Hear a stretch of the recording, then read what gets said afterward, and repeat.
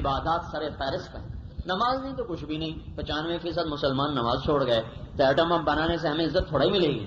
سجدوں میں سر رکھ دو, مسجدیں بھر دو, مسجدیں بھر دو, اللہ کے سامنے رو دو. رو کے آدمی بڑوں بڑوں کو منا لیتا ہے, اللہ تو بڑا ہی رحیم و کریم, وہ تو پہلے ہی رحیم و کریم ہے. رو رو رو کر تو سنگ سے سنگ دل کو آدمی منا لیتا ہے. چہ جائے کہ اللہ جو پہلے ہی ماننے کو تیار بیٹھا ہو, پر کوئی رونے والے تو ہوں, کوئی اس کے سامنے جھکنے والے تو ہوں. اذان جمعے کی اذان ہوتی, لوگ نماز جمعہ نہیں پڑھنے جاتے. اور آپ نے فرمایا جس نے 3 جمعے مسلسل چھوڑ دیے وہ کافر ہو گیا. جس نے 3 جمعے مسلسل چھوڑ دیے وہ کافر ہو گیا.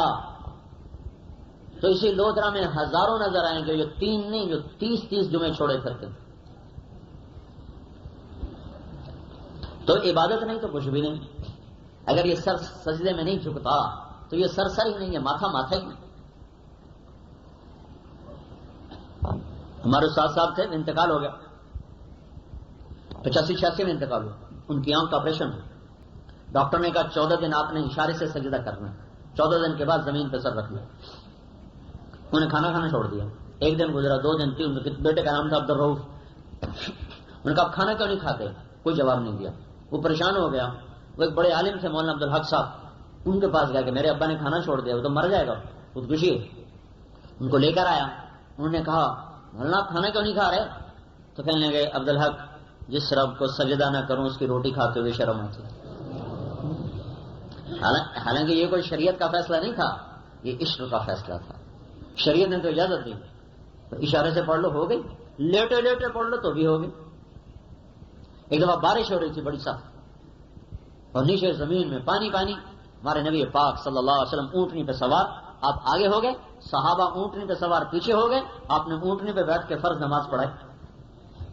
صحابہ بھی اونٹوں پر, حضور بھی اونٹوں پر. فرض, حالانکہ فرض نماز کے لیے قیام فرض ہے, لیکن نیچے کوئی جگہ ہی کوئی نہیں, تو اللہ تعالیٰ نے گنجائش, ہاں بھی ٹھیک ہے اونٹوں پر پڑھو. یہ محبت کی بات. 14 دن کھانا نہیں کھایا. جس دن سجدہ کیا اس دن کا عبدالرؤف کھانا لاؤ. ہم دن میں 5 دفعہ کھائیں, 50 دفعہ کھائیں.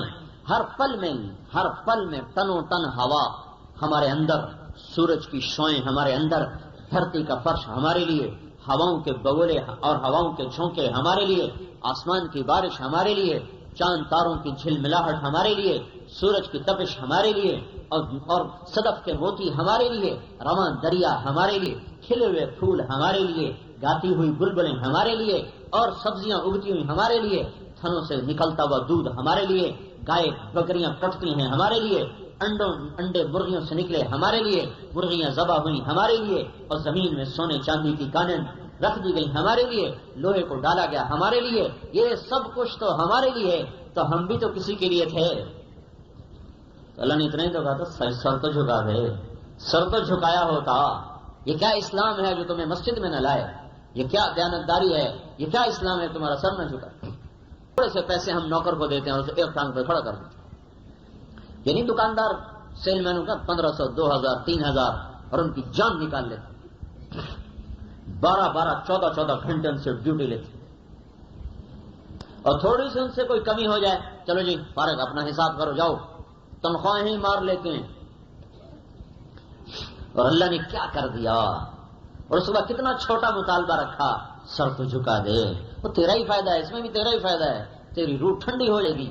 جاؤ ساری دنیا میں گھوم لو, پھر لو, ہر نظارے کو دیکھ لو, کہیں چین ملے تو مجھے رب نہ سمجھنا, چین صرف میرے سامنے سر جھکانے سے ملے گا. الا بذکر اللہ تطمئن القلوب, صرف اور صرف اللہ کی یاد ہے جہاں چین ملتا ہے. عبادات کے بعد بڑی چیز اخلاقیات ہیں. بھائیو, انسان مسلمان جو دنیا میں اسلام پھیلائے گا نا, نماز سے نہیں پھیلے گا, روزے سے نہیں پھیلے گا, حج اور زکات سے نہیں پھیلے گا. ہاں, نماز, روزہ, حج, زکات ہمیں اسلام پہ مضبوط کرے گا, لیکن اسلام جو پھیلے گا نا وہ حسن اخلاق سے پھیلتا. اچھے بول, اچھے اخلاق, میٹھا بول, یہ دنیا ساری کو مسخر کرنے کا سب سے بڑا ایٹم بم ہے. یہ ایسا ایٹم بم ہے کہ مارنا بھی نہ پڑے, بنانا بھی نہ پڑے, اور ساری دنیا مسخر ہو کے اسلام میں آ جائے. حضور صلی اللہ علیہ وسلم نے ایسی قوم میں کام کیا جن سے وحشی اور جنگجو قوم پوری دنیا میں کوئی نہیں تھی, اور آپ نے 10 برس ان کے خلاف تلوار بھی اٹھائی ہے, لیکن ٹوٹل ٹوٹل جو جانیں تلف ہوئی ہیں وہ 759 آدمی کافروں میں سے قتل ہوئے اور 259 آدمی مسلمانوں میں سے شہید ہوئے. 259 جانیں دے کر اور 759 جانیں لے کر سارے عرب کو اسلام میں داخل کر دیا. تلوار کی طاقت ہوتی تو 759 نہ ذبح ہوتے، 70,000 ذبح ہوتے. کل 1018 آدمی دے کر آپ نے پورے عرب میں انقلاب برپا کر دیا. یہ حسن اخلاق تھے جس نے عرب کے بدوؤں کو مسخر کر دیا. حنین کی لڑائی ہوئی، ایسی لڑائی جس میں شکست ہوئی اور اب تنہا رہ گیا. 18 آدمی ساتھ رہ گئے، 14 یا 18 باقی سب بھاگ گئے. ایسے خوف کا عالم تھا. پھر اللہ نے فتح دی. 6,000 آدمی قید ہوئے، 24,000 اونٹ، 40,000 بکریاں اور لاکھوں تولے کی حساب سے چاندی، مال غنیمت ڈھیر لگ گئے. اور آپ تقسیم نہیں کر رہے. سبحان اللہ. جو دشمنوں کو نوازنا جانتا ہو ہم اس کے غلام ہیں. ہم اپنے سگے بھائی کو نہیں نواز سکتے. ذرا سا سگے بھائی نے تھوڑی بات کی، بائی کاٹ تو میری منجی نو ہاتھ نہیں لاؤنا، اب بڑی بڑھ جاوے تیری تو مر جاؤنا، جڑا مرضی ہاتھ لاوے.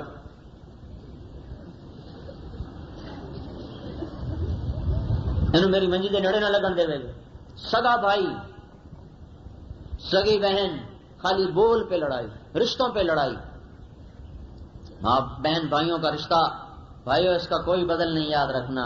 اور دنیا کی خاطر نہ لڑا کرو. ماں باپ نہیں دوبارہ ملا کرتے، بہن بھائی نہیں دوبارہ ملا کرتے. دے دو، زیادتی میں سہ جاؤ، اللہ بدل دے گا، اللہ واپسی دے گا. حجاج کے سامنے 3 آدمی پیش ہوئے خارجی، ان کا قتل کرو. عورت ساتھ تھی، کا معاف کرو، کہ تیری تو پہلے ایک چھوڑ دیتا ہوں. تو اس کا ایک بیٹا تھا، ایک بھائی تھا، ایک خامن تھا. تو اس عورت نے کہا الزوج موجود والولد موجود والاخ مفقود اترک لی اخی. وہ کہنے لگے خامد اور مل جائے گا، بچہ اور پیدا ہو جائے گا. ماں پہ مر گئے، بھائی کوئی نہیں ملے گا، میرا بھائی چھوڑ دے، باقی دونوں اڑا دے. تو حجاج نے کہا تیرے حسن انتخاب پر میں تینوں کو چھوڑتا ہوں.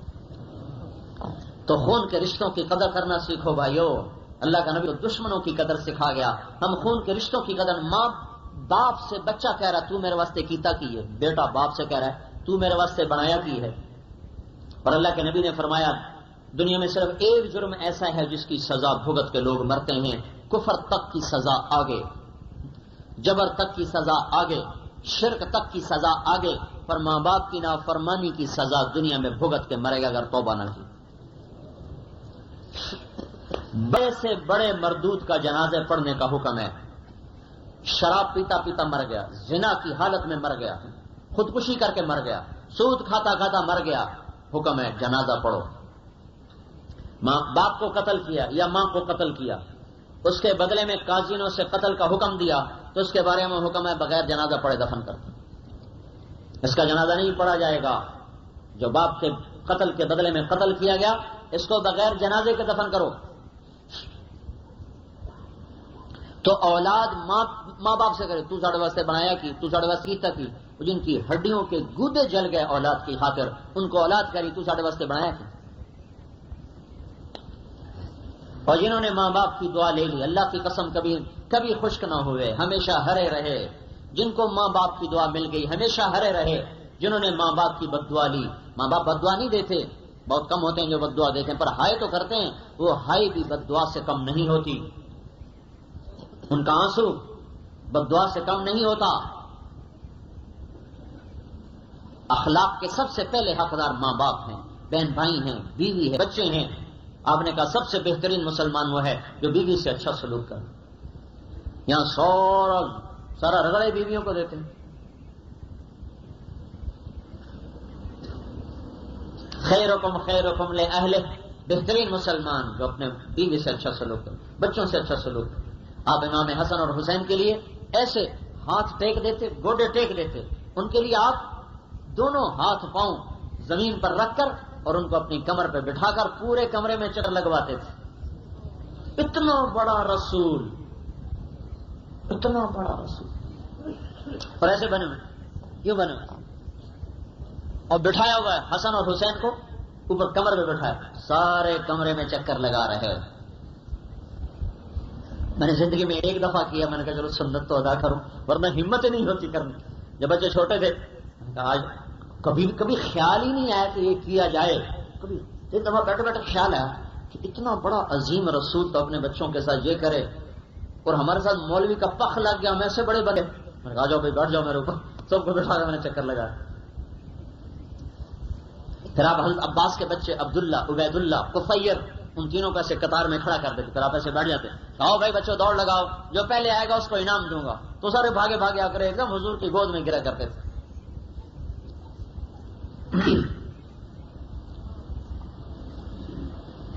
ایک دفعہ دونوں حسن حسین کو کندھوں پہ بٹھایا. حضرت عمر نے کہا ہو بہت بڑی سواری پہ سوار ہیں بھائی.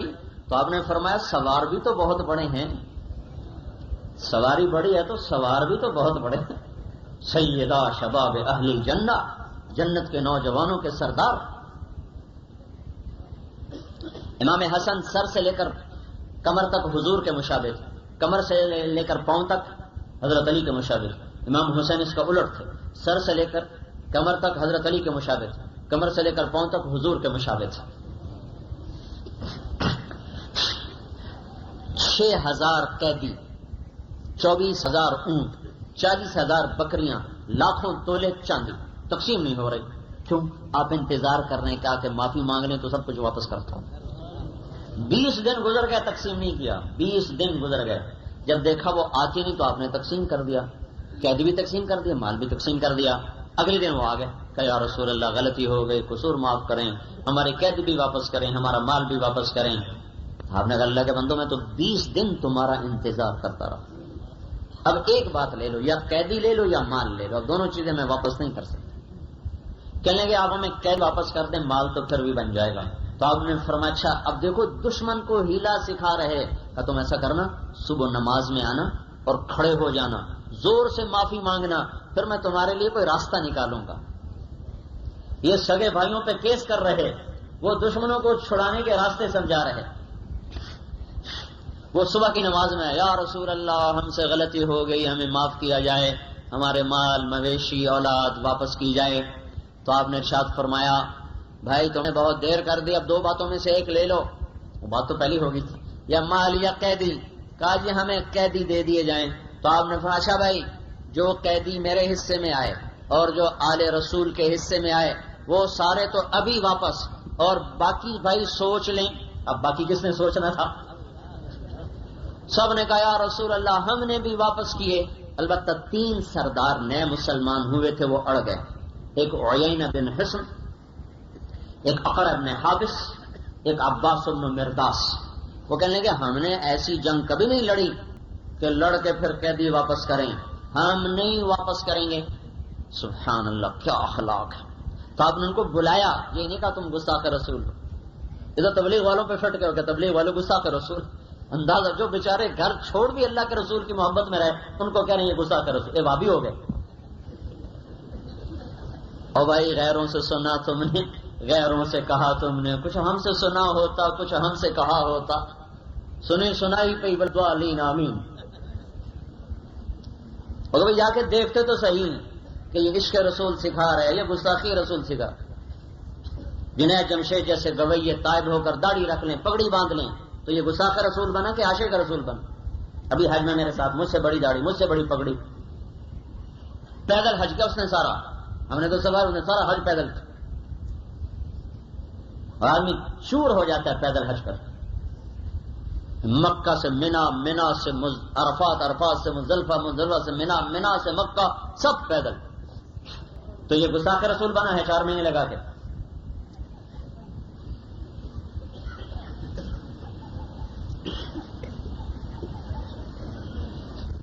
سب نے کہا جی ہمارے آزاد. آپ نے ان تینوں کو بلایا, کہا اچھا بھائی تم نہیں دیتے؟ کہا نہیں جی ہم نہیں دیتے. کہا اچھا بھائی میرے ساتھ سودا کر لو. کہا کیا؟ کہا ہر قیدی کے بدلے میں 6 اونٹ لے لو, قیدی چھوڑو. کہا جی ہمیں منظور ہے. تو آپ نے اپنی طرف سے ہر کافر کے بدلے میں 6 اونٹ دیے, ان کافروں کے بدلے میں جو تلواریں اٹھا کر قتل کرنے آئے تھے. جب انہوں نے یہ اخلاق دیکھے تو انہوں نے کہا اشہد ان لا الہ الا اللہ و اشہد انک رسول اللہ. 6,000 آدمی ایک پل میں مسلمان ہوا. کہ اتنے بڑے اخلاق نبی کے سوا کوئی نہیں دکھا سکتا. تو آپ نے تلوار کی نوک سے نہیں, اخلاق کے محبت کے سحر سے لوگوں کو مسلمان کیا. تو اخلاق ہمارے مٹ چکے ہیں، ہمارے انتقامی اخلاق ہیں. جڑا پوچھو نہ پوچھو، جڑا نہ پوچھے بالکل نہ پوچھو، بھاویں مر جائے. جو روٹی کھلائے اس کو کھلاؤ، جو نہ کھلائے نہ کھلاؤ. جو تمہاری میت پہ ہے اس کی میت پہ جاؤ، جو نہ ہے نہ جاؤ. یہاں سے بھاگا ہوا جا رہا، کدھر جا رہا ہوں؟ کراچی. کیوں؟ وہ مرگ ہوگی، وہاں جا رہا ہوں. اتنی دور کیوں جا رہا تھا؟ وہ آئے تھے. یہ تیرے پڑوس میں بھی تو مرا تھا، وہاں کیوں نہیں گئے تھے؟ کہ وہ تو آیا نہیں تھا، ہم کیوں جائیں؟ تو یہ انتقامی اخلاق ہیں، یہ مسلمان کے اخلاق نہیں ہیں. یہ میرا نبی کا خلق ہے جو تلواریں لے کر آ رہا ہے، نیزے اور تیر برسا رہے کہ ہم نے جان سے مار دینا ہے. ان کو چھوڑنے کے منصوبے بنا رہے ہیں. ان کو چھوڑ کر پھر خود اپنی جیب سے 6 اونٹ دے کر اپنوں سے خرید کر پھر آزاد نہیں کیا کہ ان کو آزاد بھی کرو اور ایک جوڑا میری طرف سے ہدیہ بھی کرو. 6000 جوڑے تقسیم کیے. تو انہوں نے کہاں جانا تھا؟ وہ سارے غلام ہو گئے. تو نبوت والے اخلاق. آپ کا ارشاد ہے میری ضمانت لے لو، تم اخلاق اچھے کرو، میں تمہیں جنت الفردوس میں گھر لے کے دوں. یہ کیسے گالیاں نکالی؟ اس کو کوئی گناہ نہیں سمجھتا کسی کو ماں کی گالی دے دینا. جانوروں کو گالیاں نکالنا. میرے بھائیوں میں بتاؤں، بیت اللہ کو توڑ دینا چھوٹا گناہ ہے اور کسی مسلمان کو ماں بہن کی گالی دینا بڑا گناہ ہے. چاہے وہ زانی ہو، چاہے وہ شرابی ہو، چاہے وہ جواری ہو، چاہے وہ چور ہو، چاہے وہ قاتل ہو. قتل کرو قانون کے تحت. گالی دینے کا کس نے کہا ہے؟ کسی مسلمان کو ماں بہن کی گالی دینا یہ بیت اللہ کو توڑنے سے بڑا جرم بتا رہا ہوں. مسلمان کی عزت، مسلمان کا دل جس کے اندر کلمہ ہے، 7 زمین آسمان اس کے مقابلے میں ہیش ہے. چاہے اس نے کبھی ایک سجدہ بھی نہیں کیا، کلمہ تو ہے، ایمان تو ہے. اگر یہ ایمان پہ مر گیا تو ایک نہ ایک دن ضرور جنت میں داخل ہوگا. بے شک جہنم مسلمانوں کے لیے، جہنم میں 7 حصے ہیں، دوزخ میں 7 حصے ہیں. سب سے اوپر کا نام جہنم ہے، وہ ہے ہی مسلمانوں کے لیے. اس میں پہلا دوزخی قابیل جائے گا جس نے اپنے بھائی حابیل کو قتل کیا، اور آخری دوزخی اس امت میں ہوگا جس کا نام جوہینہ ہوگا. یہ جائیں گے دوزخ میں، لیکن ان کا ایمان ان کو ایک دن دوزخ سے نکال کر جنت میں پہنچائے گا. تو میں ہاتھ جوڑتا ہوں، اتنے اخلاق تو بنو، کسی کو گالی تو نہ، کسی کی ماں کو اتنا بے قیمت تو نہ کرو، کسی کی بہن کو اتنا بے قیمت تو نہ کرو. کسی کو نوکر رکھنے کا مطلب یہ تو نہیں کہ اس کی ماں کو بھی تم نے خرید لیا، اس کی بہن کو بھی خرید لیا. 7 زمین آسمان کو آگ لگا دو، یہ چھوٹی بات ہے. کسی مسلمان کی بہن اور ماں کو رسوا کر دو، یہ اس سے بڑی بات ہے.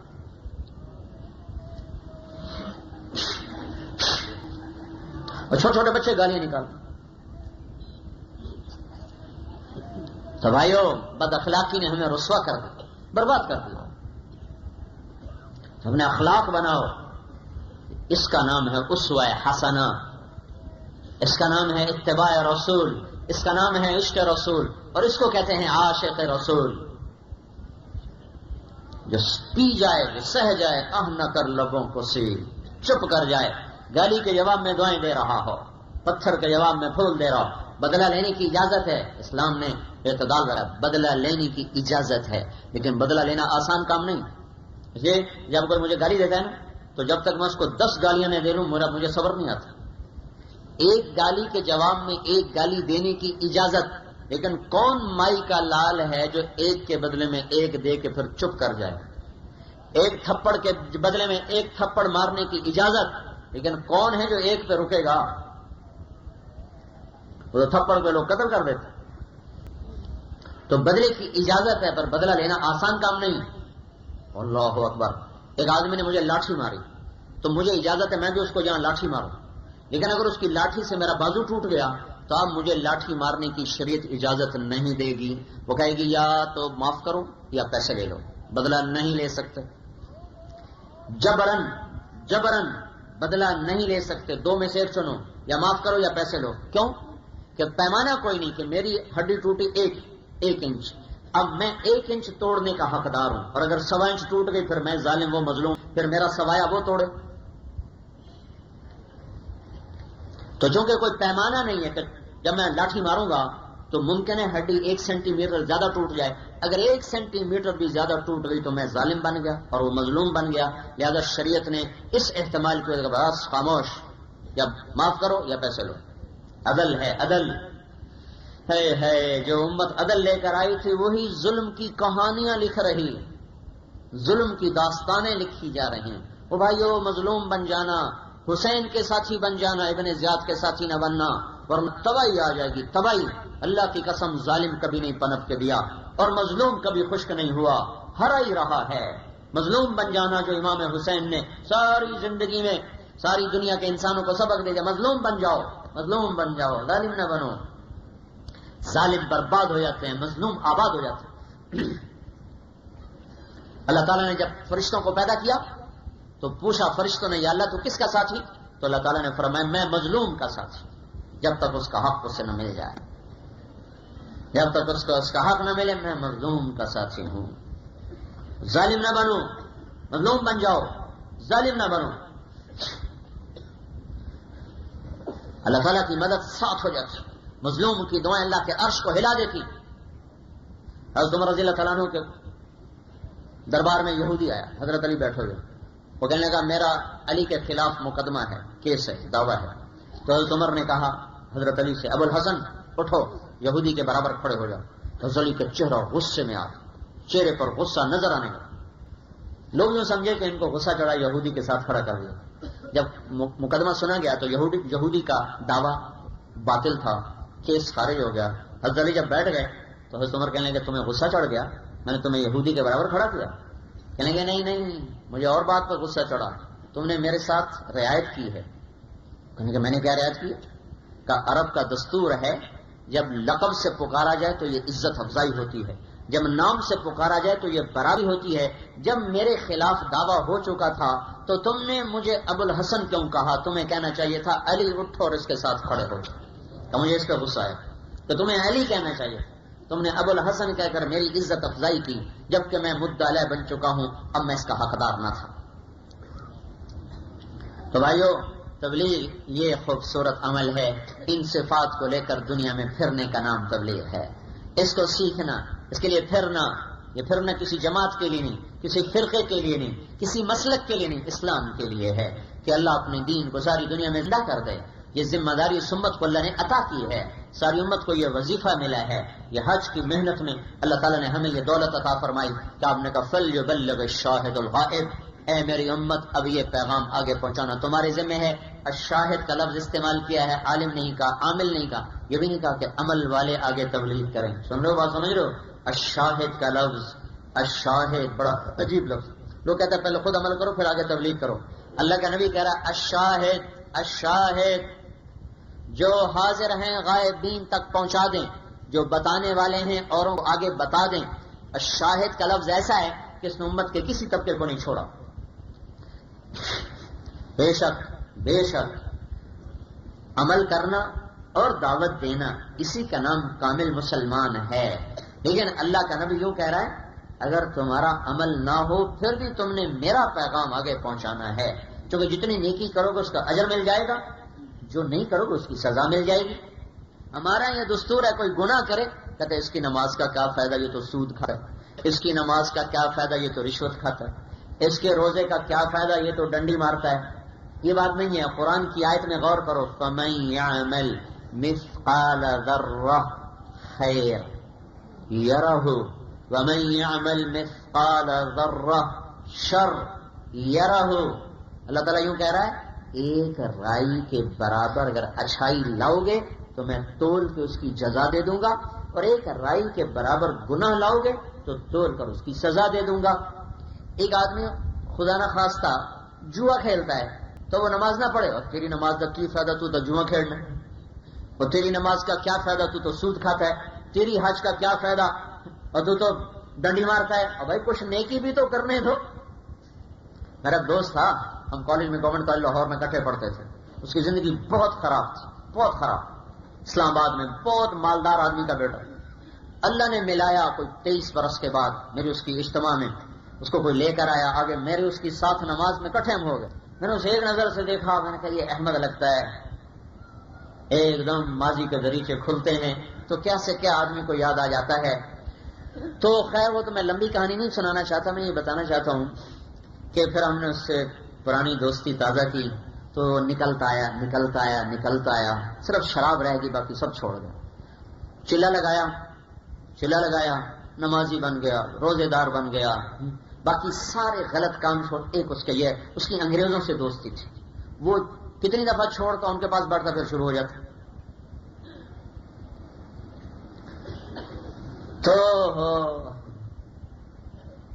تو ایک دن کہنے لگا, میں وہ شراب پی کے جو گرا تو پولیس مجھے اٹھا کے لے گئی. سارے تھانوں کو پتا تھا احمد صاحب.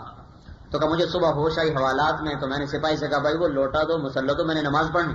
خدا کے میں سجا تو شراب کے نشے میں باپ تو نمازیں پڑھتا ہے. تو کہنے لگا, میں نے کہا وہ گناہ کیا تو کچھ نیکی بھی تو کر لوں میں, اور کچھ ثواب بھی تو کما لوں. فوت ہو گیا, اللہ اس کی بخشش کرے. نماز پڑھتا ہو باوضو دنیا سے, پتہ نہیں کس سال میں خاتمہ ہو. تو ایک آدمی نیکی کر رہا ہے, ساتھ گناہ بھی کر رہا ہے. اور بھائی تیری نیکی کا کیا فائدہ, تیری نیکی کا کیا فائدہ. اور بھائی جس نے فیصلہ کرنا ہے وہ یوں کہہ رہا ہے ایک رائی کے برابر اچھائی ہوگی تو جزا مل جائے گی, برائی ہوگی تو سزا مل جائے گی. اور پھر پتہ نہیں بعض اوقات کوئی نیکی اللہ کو پسند آ جائے تو ساری معاف ہو جائے. لہذا کسی مسلمان کو حقیر نہیں سمجھنا چاہیے, اور یہ تانا نہیں دینا چاہیے خود تو عمل کرتے نہیں اوروں کو تبلیغیں کرتے ہیں.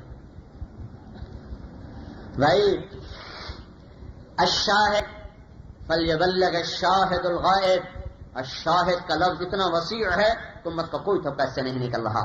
بے شک کامل مسلمان وہ ہے جو ایمان لائے, آمنو, جو عمل کرے, وعمل الصالحات, جو تبلیغ کرے, وتواصوا بالحق, جو صبر کرے, وتواصوا بالصبر. جس نے 4 پرچے پورے کیے وہ پورا مسلمان. لیکن اگر اس نے ایک پرچہ بھی حل کر لیا تو 33 نمبر تو لے لیے, 33 نمبر پر تو حکومت پاکستان بھی پاس کر دیتی ہے, تو اللہ نہیں پاس کرے. تو کسی کو حقیر نہیں سمجھنا چاہیے. فَلْيُبَلِّغِ الشَّاهِدُ, میں یہ نہیں کہہ رہا ہوں کہ عمل نہ کرو, میں یہ کہہ رہا ہوں کہ ہر حال میں جو لوگوں کو دین کی بات بتاؤ. اور کبھی آدمی کو ایسی بات لگ جاتی ہے, کسی بے عمل کی بھی بات لگ جاتی ہے آدمی کو, کہتے ایسی تبلیغ کا کیا فائدہ, خود تو کرتے نہیں اوروں کو کہتے پھرتے ہیں. ایک ان پڑھ آدمی نے اپنے بیٹے سے کہا بیٹا جا قرآن پڑھ, خود ایک الف لام میم بھی نہیں جانتا. بچہ مسجد میں قاری صاحب نے کہا بیٹا پڑھ بسم اللہ الرحمن الرحیم. اس بسم اللہ کے پڑھنے پر سب سے پہلے اس باپ کی بخشش ہوئی جس نے بچے کو بھیجا تھا. خود تو اس کا عمل کوئی نہیں, اس کو جانتا ہی نہیں قرآن کیا ہے. تو یہ کیوں بخشا گیا کہ نیکی کی دعوت دینے کا بھی اجر ملتا ہے, نیکی کی دعوت دینے کا بھی اجر ملتا ہے. ہاں ایک آدمی کاروبار بنا لے وہ خطرناک ہے, وہ خطرناک ہے. لیکن ایک آدمی اس لیے دعوت دے رہا ہے کہ اللہ میں بھی نیک بن جاؤں, یہ بھی عمل کر لیں, تو یہ تو مطلوب ہے. باقی بھائی 100% کون نمبر لے سکتا ہے, 100% نمبر لیں تو نبی نہ بن جائیں. تو اللہ تعالیٰ کے نبی نے کہا میرے پیغام کو آگے پہنچاؤ, میری بات کو آگے پہنچاؤ. دنیا میں اسلام پر بڑے بڑے فتنے آئے. ایک فتنہ آیا تھا اسلام پر کوئی 200 ہجری میں کے قریب, معتزلہ کا. اس میں قرآن پر حرف آ رہا تھا, اگر وہ چیز چل جاتی تو قرآن میں تبدیلی آ جاتی. اللہ نے قرآن کو محفوظ کیا آج تک, آئندہ بھی ہمیشہ تک. تو اس میں امام احمد بن حنبل رحمۃ اللہ علیہ پر بڑی آزمائش آئی. امام احمد بن حنبل رحمۃ اللہ علیہ عباسی حکومت پر آ چکی تھی کہ قرآن کو مخلوق کہا جائے. تو کئی علماء شہید ہو گئے, کئی فرار ہو گئے, کئی جانیں بچا گئے, یہ میدان میں رہ گئے. انہوں نے کہا میں نہیں کہوں گا مخلوق, قرآن اللہ کا کلام ہے. یہ ایک علمی سا مسئلہ ہے, صرف کہانی سنا رہا ہوں. ممکن ہے آپ کو پتہ نہ چل رہا ہو کہ قرآن مخلوق ہے کلام اللہ ہے, کہ ایک مشکل بات ہے, لیکن قصے میں جو میں کہنا چاہتا ہوں وہ سامنے آ جائے. تو کہنے لگے آخری دن مناظرہ